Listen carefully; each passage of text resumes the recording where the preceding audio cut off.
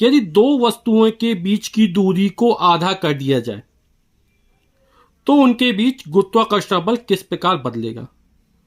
तो हम न्यूटन के सार्वत्रिक गुरुत्वाकर्षण के नियम से जानते हैं कि ब्रह्मांड में स्थित प्रत्येक पिंड हर दूसरे पिंड को अपनी ओर आकर्षित करता है और यह लगने वाला आकर्षण बल F इन पिंडों के द्रव्यमानों के गुणनफल द्रव्यमान m1 और m2 के गुणनफल के अनुक्रमानुपाती और बीच की दूरी के वर्ग के व्युत्क्रमानुपाती होता है। तो जो सूत्र होता है वो होता है F बराबर G m1 m2 upon r square. अब हमें करना क्या है कि बोला बीच की दूरी को आधा कर दिया जाए। पहले हमने मान लिया दो वस्तुओं के बीच की दूरी कितनी r है, तो लगने वाला गुरुत्वाकर्षण बल F हो गया। हमारे द्रव्यमान वही है, अब इनके बीच की दूरी बदल दी जाती है। जैसे मान लो पहले द्रव्यमान m1 ये m2 थे, ये r दूरी पर थे, अब दूरी कितनी हो जाएगी r/2, पहले की जस्ट आधी।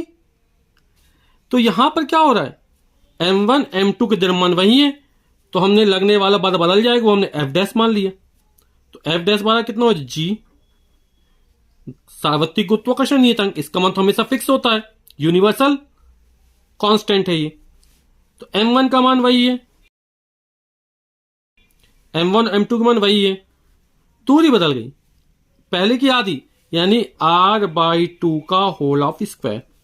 तो अब क्या हो जाएगा ये G m1 m2 r/2 का होल ऑफ स्क्वायर, r का स्क्वायर r स्क्वायर हो जाएगा और 2 का स्क्वायर 4, ये बटे का 4 ऊपर पहुंच जाएगा, तो हो जाएगा 4 times of G m1 m2 upon r square, ये बटे के 4 ऊपर पहुंच गया।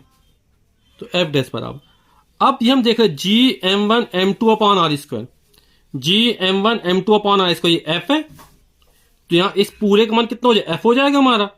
इसको हम मान लें समीकरण नंबर 1 है ये, तो समीकरण 1 के प्रयोग से G m1 m2 upon r square की वैल्यू कितनी है f है, तो हो जाएगा 4f।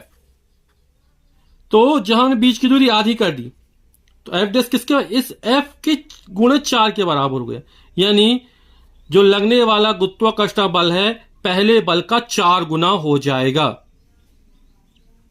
ये हमारा आंसर होगा।